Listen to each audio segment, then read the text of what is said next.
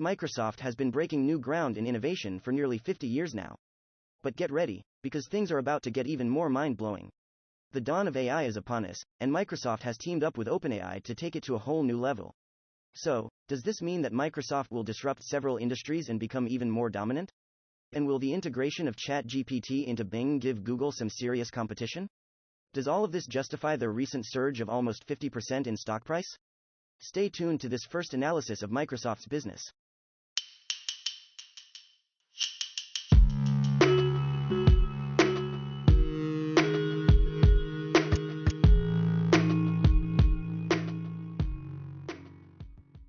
Hey dudes and duderinas, this is the Finance Dude. Welcome to one of the most complete and exhaustive stock analysis on YouTube. Since this is a new channel, you can watch how my stock picking strategy works in full detail by clicking on the videos on the top right. I'm excited to present my second analysis of a stock. But before we move on to the analysis, I'd like to remember you that my goal is to analyze every single stock in the Russell 3000 and Stocks Europe 600 indexes. Massive, I know, but plenty of reasons for you to stay by my side. In this episode, we have two missions. First, assess whether Microsoft is a good business and has what it takes to move on to Analysis 2.0, and second, assess Microsoft's valuation. Now sit back, relax, get ready for some top-notch financial analysis, and guess what? We're going to make finance fun. I always start this first approach with the 5 dimensions method, where I base my analysis on 5 different pillars: growth, profitability, solvency, valuation, and dividends. These dimensions offer a comprehensive and unique perspective on a company's health. I won't bore you with every single metric in detail, but in the end, I'll show you the full table with the ratings. If you want further details, I post a research paper of each analysis I make in my Patreon page. You can find it in the description. First up, we've got the first dimension, growth. And let me tell you, Microsoft's revenue growth over the last 5 years is unbelievable. From 2013 to 2017, Microsoft seemed to go nowhere. However, Satya Nadella, Microsoft's CEO, has reinvented the business into a cloud leader, only behind Amazon's AWS. The average yearly growth of the first 5 years of the analysis was 4%. Over the last 5 years, the growth was 17.2%. Hands down, for this first metric, I will give a rating of 4. In net income growth, we can see the same pattern. No growth in the first 5 years, and then their net income skyrocketed from $17 billion in 2018 to a whopping $69 billion in the last 12 months. Nice. The compound average growth rate of the last 5 years was 33%. That's insane. But here's where things get interesting. When we compare this net income growth to the growth in earnings per share, or EPS, over the same period, there's a huge difference. The net income growth was 215%, while the EPS growth was 257%. A huge difference in what's supposed to be the same, right? Well, we'll get into that when we talk about shares outstanding. In both of those metrics, Microsoft gets a solid rating of 4 out of 5. In free cash flow growth, Microsoft had the same behavior. However, there's something that caught my eye. Over the last 12 months, free cash flows decreased over 16%. Why was that? What happened? It's a significant decrease of almost $10 billion, which is definitely cause for concern. So, in light of this decrease, I'm giving Microsoft a rating of 3 out of 5. Overall, the growth across most of the metrics has been spectacular. The only negative thing that caught my eye was the 16% decrease of free cash flows over the last 12 months. But fear not, my fellow investors. We'll dive deeper into this issue and try to understand why this happened and what it means for Microsoft's future. Stick with me. Let's now dive into the second dimension, profitability. The operating margin confirms the thesis of the business transformation that took place around 2017. Look at how the margins increased since then. Operating margins have been consistently above 40% over the last 3 years, which is huge and definitely deserves a rating of 5. While net income margin has seen a similar behavior than operating margin and also deserving a rating of 5, the free cash flow margin has been somewhat stable across the 10-year period and it's currently at the lower end of the range. Also, the current margin is lower than the 5 and 10-year averages. For this reason, I'm giving Microsoft a rating of 1. Finally, let's have a look into return on invested capital. The current level of this metric is insane. Over 30% of ROIC. Wow, a solid 5. Overall, Microsoft's profitability is looking pretty solid, but we'll continue to keep an eye on their free cash flow margin and see if there are any significant changes in the future. Let's dive into the third dimension, solvency. Debt-to-equity ratio is a critical metric, and the lower the value, the better. It's fantastic to see that Microsoft has been reducing this ratio consistently. That's a solid 5. Net debt to EBITDA is the next ratio we need to consider, and it's an essential metric for evaluating a company's debt-paying ability. Microsoft has had more cash than debt for the past 10 years, and the current value of -0.44 is rock solid, earning another 5. Debt to cash flow is the last ratio I'll analyze in this dimension. The most recent value of 1.26 indicates that Microsoft could pay off its entire debt with just over a year's worth of cash flow. That's impressive and deserves a rating of 5. In summary, when it comes to solvency, Microsoft's got it covered. Their ratios are rock solid, and they've got plenty of cash to handle their current debts. So far, it's looking good for Microsoft. But do you know what else looks good? That like button pressed. Do the dude a favor and smash it. It's time to talk about valuation, which is the fourth dimension we will be looking at. Starting with enterprise value to sales, we can clearly see the upward trend over the 10-year period. More specifically, since 2018, around when the Microsoft's business transformation occurred. It's understandable. Investors are willing to pay more for a company that is growing and becoming more profitable. But this doesn't mean we should pay whatever price. I will tackle this in more detail in DCF and multiple valuation sections. When we look at Microsoft's current multiple of 11.24x for enterprise value to sales, it may seem lower than the 2021 multiple of 15.18x, but it is actually expensive in historical terms. I will rate this metric with a 2. It happens the same in price to free cash flow multiple. However, unlike we saw in the enterprise value to sales, the current price to free cash flow multiple is almost at the same level at the all-time high we saw in 2021. Another rating of 2. The same doesn't happen to price to earnings ratio. It has been trading between 30 and 40x over the past 8 years, and currently sits at 33.67x. This is below the 5-year average of 36.3x, but above the 10-year average of 28.57x, so there are mixed signals here. I rate this as a 3. All in all, Microsoft's looks a little bit overvalued in historical terms. We also received some mixed signals in price to earnings ratio, but we will tackle this in more in depth in the next sections. Finally, this 5D presentation ends with the not least important fifth dimension, dividends.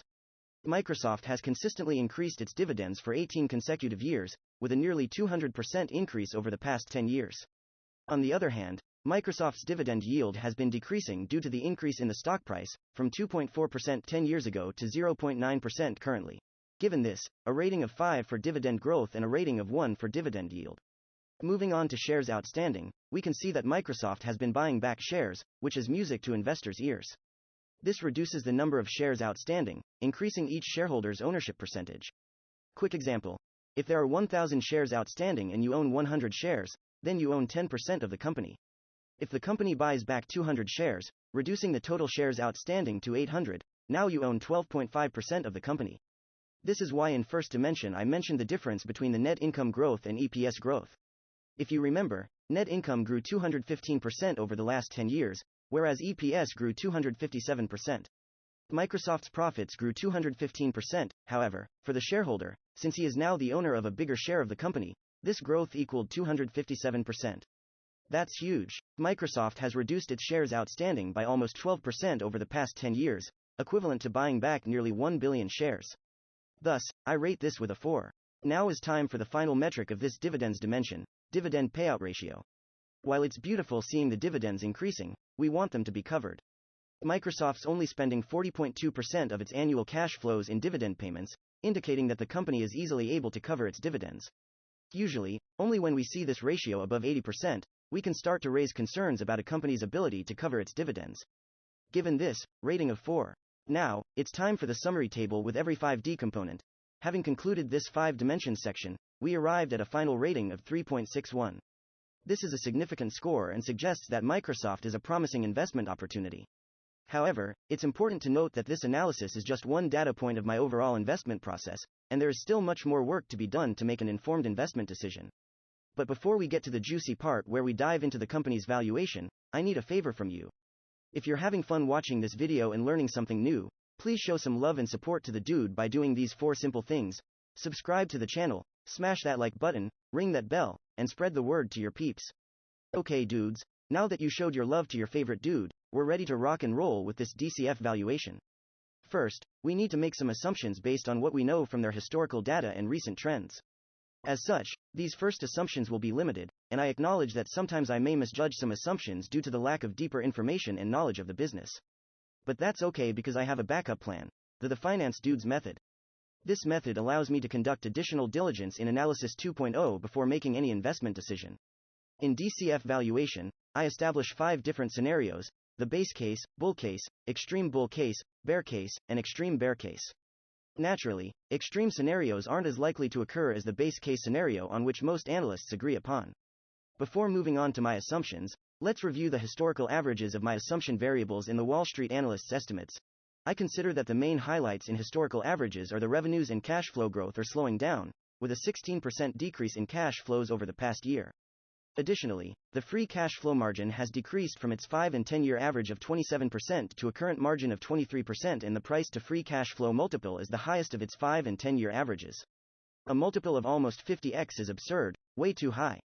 The good news is that Microsoft is buying back its shares at a rate of 0.8% a year. As far as analysts' estimates, they are projecting a compound annual growth rate of approximately 10% for revenue and EPS growth over the next 3 years, which I use as a proxy for cash flow growth. Considering that the economy will inevitably slow down due to the Fed's hawkish policy, this estimate is not bad.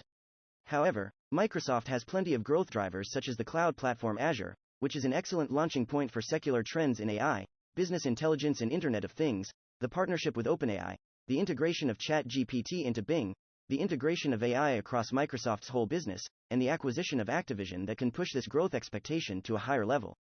Enough of talk, you all want to know my assumptions. First, I will explain my thoughts on the base case scenario assumptions. Then, for other scenarios, I will be slightly more conservative or more optimistic to account for different outcomes, and finally, I will assign a probability that I think matches each scenario. Starting with cash flow's growth forecast for the first 5 years of the projection, I will follow the analysts' projections, which estimate a 10% growth rate. For the cash flow growth in years 5 to 10, due to the growth drivers Microsoft is facing, I believe it will be able to maintain the 10% growth. Another critical assumption is shares buyback or shares dilution. Microsoft has been aggressively buying back its shares over the past 10 years. Given the massive cash flow generation per year, I will maintain the 5-year average of buying back 0.8% of its outstanding shares each year for the next 10 years. Now let's look at Microsoft's free cash flow margin, which recently dropped from 29.1% to 23.2%. This decline is likely due to current economic headwinds affecting many companies. However, considering the long-term growth drivers, I believe that Microsoft can bring this margin closer to the 30% level. To finalize the base case assumptions, I need to define a price to free cash flow. Microsoft's current multiple is 48.2x, is quite high. I always choose to be more conservative because, in the longer term, growth will decline, margins will stabilize, and multiples will reflect that scenario. That's why I will choose for Microsoft a price to free cash flow multiple of 20.0x.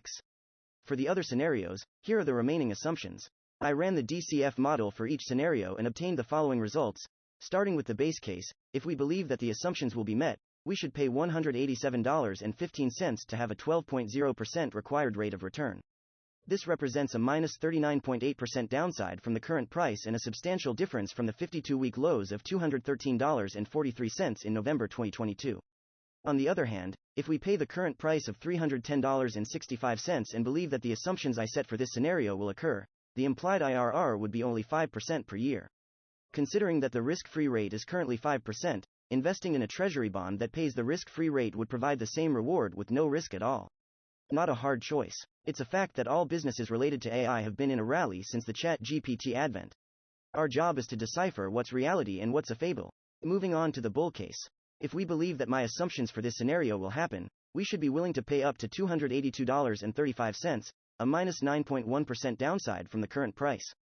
This implies an IRR of 10.2%, still below my required rate of return of 12%. This is concerning, as even in the bull case, I'm not getting my required rate of return.